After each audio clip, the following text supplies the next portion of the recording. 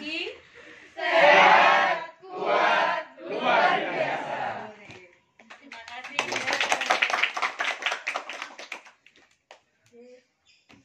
Assalamualaikum warahmatullahi wabarakatuh. Waalaikumsalam warahmatullahi wabarakatuh. Selamat pagi dan salam sejahtera buat kita semua. Sebelum acara ini dimulai, marilah kita awali kegiatan ini dengan bacaan Bismillahirrahmanirrahim. Bismillahirrahmanirrahim. Selamat pagi. Sehat, kuat, luar biasa. Alhamdulillah, moga-moga adik-adik datang hari ini sehat, pulang sehat dan kuat. Oke. Pertama, terima kasih untuk adik-adik semua yang magang di sini. Hari ini saya ada 2 session. Pertama, pembudayaan masalah KDRT, apa itu KDRT, nanti yang akan disampaikan oleh generasi muda, yaitu Mas Sampean, karena ini magang saya, yaitu Mas Udin. Yang kedua, saya sampaikan masalah terima kasih selama ini adik-adik percaya dengan LBH Permatalo, adik-adik magang selama 2 minggu di sini, adik-adik semua nilainya A. Oke, Sultan. Dan di antara adik-adik orangnya cukup bagus, cukup peduli, cukup kreatif, inovatif dan lain-lain. Saya sebagai direktur LBH Permatalo mendoakan adik-adik setelah magang di sini yang hanya 2 minggu seperti 1 tahun, tapi insya Allah ilmunya sudah saya sampaikan ke adik, cara-cara beretika beracara, cara-cara berbicara menerima tamu, cara-cara beracara di pengadilan. Ini saya sudah sampaikan semua, nanti dikembangkan sendiri.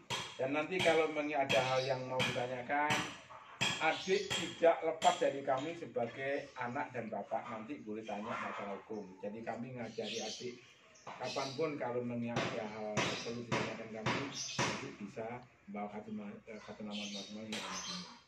Yang kedua, saya sama-sama jalan, semoga adik lebih prestasi, lebih sukses, dan lebih menyempurnakan profesi saya. Saya bangga kalau adik lebih hebat dari saya.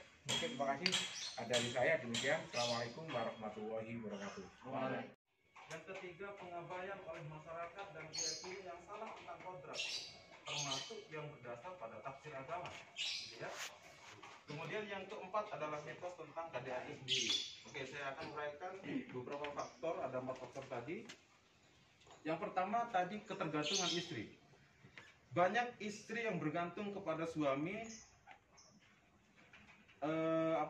Salah satunya adalah karena istri tidak bekerja di sektor produksi, dia bergantung sebenarnya terhadap suami.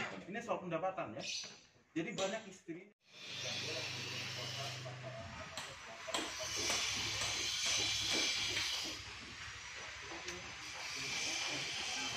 Dari saya, ini ada dari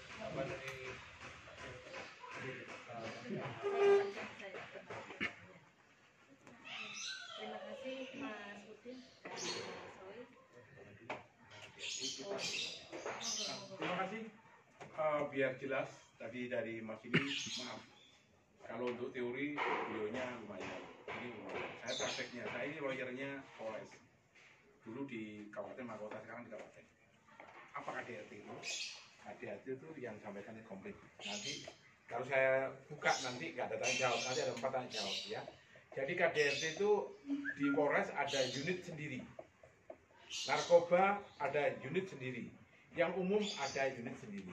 Yang Pitsus ada sendiri. Apa Pitsus? Untuk korupsi itu ada unit sendiri. Narkoba ada sendiri. Nah, kalau disampaikan hari ini KDRT ada sendiri. Dan kalau narkoba bisa lapor di Polsek. Ya, kalau narkoba, kalau Pitsus nggak bisa. Kalau Pitsus harus di Polres. Kalau untuk KDRT harus di Polres. Jadi boleh Polsek. Kalau IT gimana IT? Tangan-tangan, bukan IT yang tahu. IT lapornya bukan di Polres tapi di Polda. Karena alat-alatnya lengkap di Polda. Oke? Jadi saya jelaskan. Laporan kita itu terkadang cukup benturan dari kemanusiaan tadi. Jadi gini Dek, ada seorang pimpinan pimpinan ini, seorang pimpinan Mas Udin atau saya harus bilang-bilang ya dan tidak. Kalau saya akan marah ke Mbak Ulfa negor, itu bukan semata-mata saya kejam dengan Mbak Ulfa, tapi saya seorang pimpinan negor karena biar begini. Sama dengan sampean, kalau mbaknya ingin jadi pimpinan masnya, kalau memangnya nggak lapor, harus ngasih arahan. Kalau nggak lapor ya ngasih arahan. Tapi kalau mbaknya nggak ngasih arahan, nggak lapor, itu berarti masnya apatis. Karena apapun bentuknya, ini pelanggaran KDRT. KDRT itu harus dilaporkan. Tapi kalau nggak dilaporkan, seumur hidup pun ya hanya perasaan kok yang terima. Karena apa? Suatu tindakan dari aparat negara, institusi negara, penyidik yang bukan negara, penyidik polisi, itu adalah berdasarkan laporan. Kalau nggak ada laporan ya nggak. Pasal-pasal yang bukan berat pasalnya. Juntunya biasanya 351. KDRT juntu 351 yang dimana 351 pasal A alinea 1 yaitu sampai meninggal dunia. Itu namanya kalau di ini juntu itu berlipat-lipat. Oke? Jadi itu. Terus saya jelaskan lagi ini KDRT. Apa KDRT itu? KDRT itu ada di dalam rumah tangga. Tidak hanya ke istri loh. Karena kalau bapak mukul anak, sebenarnya ibu mukul anak, ibu mukul bapak, juga pembantu. Siapapun yang ada di rumah itu, mbahnya dan diakui tonggoni ke mbahnya, dikerasi termasuk KDRT. Pembantu pun termasuk KDRT. Karena ada disaji oleh tetangga.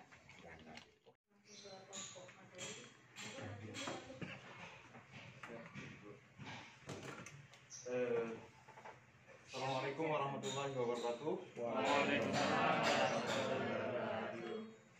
Yang pertama saya ucapkan terima kasih atas waktu yang telah diberikan oleh Ibu Moderator.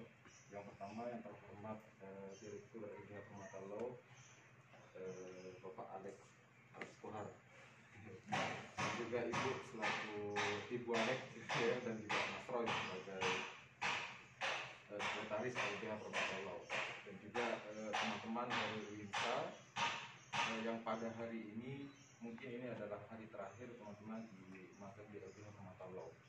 Oleh karena itu kami izinkan menyampaikan beberapa hal materi pada pagi hari ini terkait dengan tema kita, yaitu ada bisa dilihat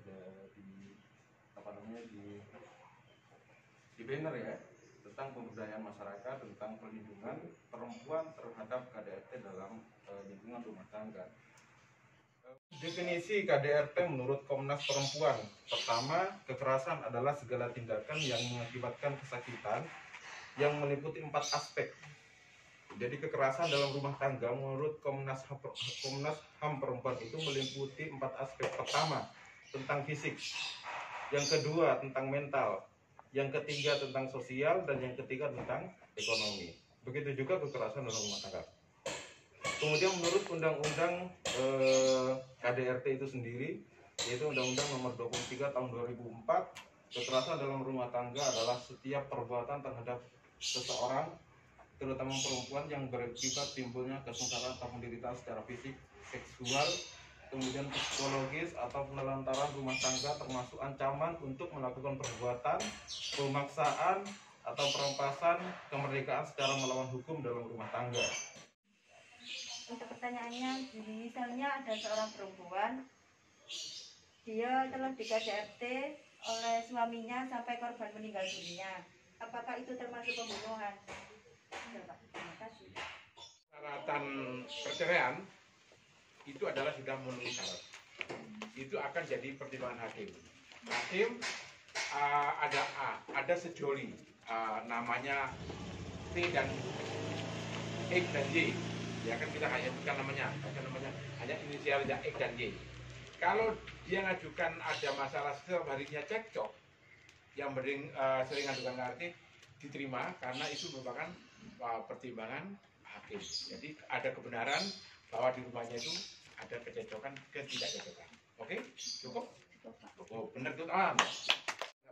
Tapi kalau tadi itu yang namanya pemaksaan itu bukan melakukan KDRT. Kecuali kalau pemaksaan itu ada ucapan yang terekam dengan kata-kata yang sifatnya itu menjelek-jelekan atau tekan yang bikin fisikis, dia itu tertekan, boleh lapor polisi. Jadi itu termasuk KDRT. Tapi kalau hanya ditekan yang sifatnya aku duitnya kurang mah, itu gak KDRT. Ini tekan kurang itu, kamu gimana kok kasih nafkah, itu namanya ada tekanan secara fisikis. Tapi kalau hanya mas kurang, itu wajar dong seorang suami. Wah, ada tuh kurang pak. Kan kata lapor gitu. Dan KDRT itu tidak hanya untuk perempuan saja, laki-laki juga KDRT. Tapi biasanya yang banyak korban adalah perempuan. Ikut sini aja. Satu, dua. Oke, saiki ya monggo saiki balik. Atau Mas Roy? Balik ya. Balik kan. Oh, balik kan.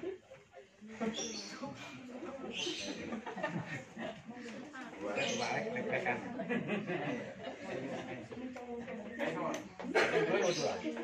Kalau ada yang nerima, saya nerima nih. Iya.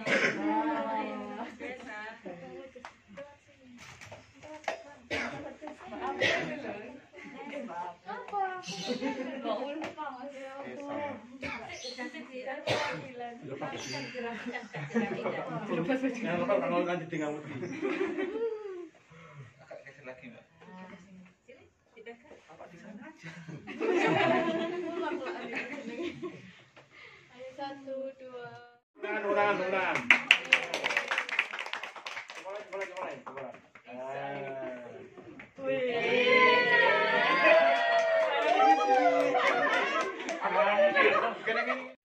Kamu dapat belum sampai.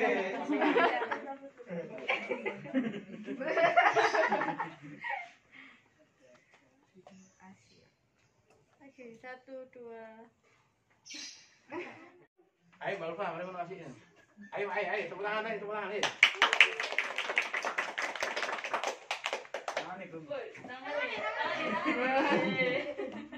Yang ini Mas. Oh, iya.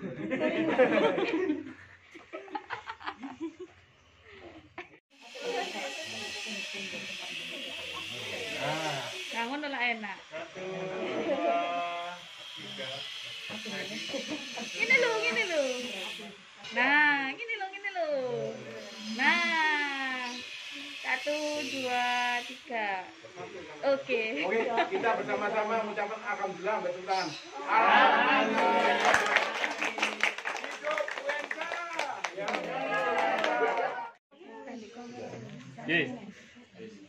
Satunya lagi siapa yang ini? Yang jalan cewek. Yuk. Ketua suku. Ini Mang, ini Pak Mang. Pakai Roman. Iya, kalau usah sih, kalau usah kan ada iya itu. Iya, kalau usah. Tipak ini loh, Pak Juli. Oh, Pak. Tiba. Ini loh. Tiba, bos. Tiba. Merah Tiba wajahnya. Mas, sini lagi. Merah wajahnya. Oke. Yuk, 1, 2. Ya giatal mustaghithin, ya giatal mustaghithin. Agitna wa ahlana wa aulatana wa man ma'ana. Ya Rahman irhamna. Innaka ja'alta kulli aliman qara'a wal man quri'at alaih. Amin. Al-fatawa wal fabarakah wal farahmah wal fanimah. Wa samaita ala lisan nabiyika Muhammadin sallallahu alaihi wasallam. Amin. Ya Alim isma' du'ana, ya Halim isma' du'ana. Rabbana atina fid dunya hasanah wa fil akhirati hasanah wa qina adzabannar. Sallallahu alaihi wasallam Muhammad wa ala sayyidina Muhammad. Pihak pemandangan.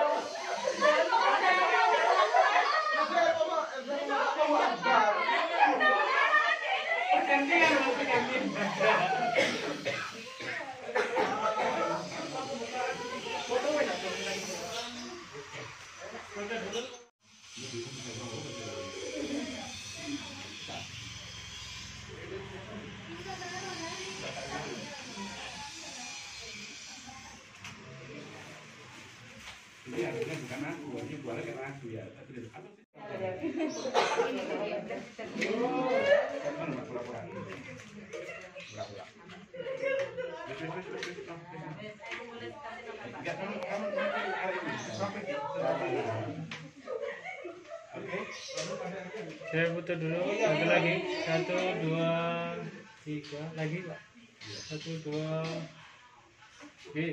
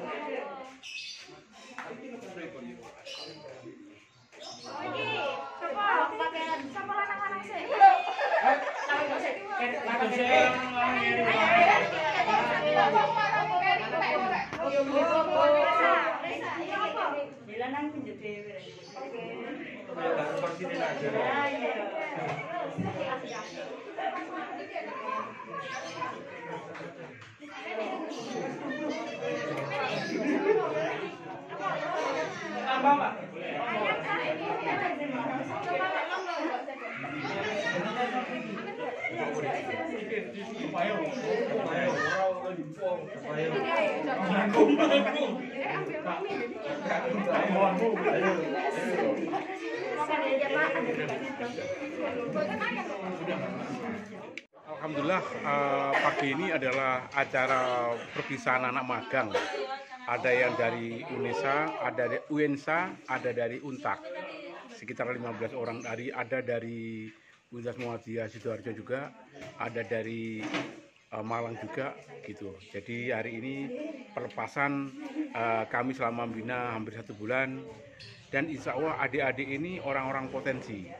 Ada yang mau jadi notaris, ada yang jadi pengacara, ada yang kepingin jadi hakim, ada yang jadi jaksa.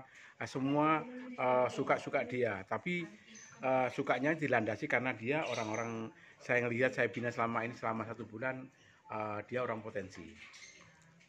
Harapan gimana Pak? Kami berharap adik-adik ini benar-benar fokus agar cita-citanya akan tercapai. Jadi begitu, adik-adik biar fokus dengan cita-citanya, biar cita-citanya akan mudah tercapai.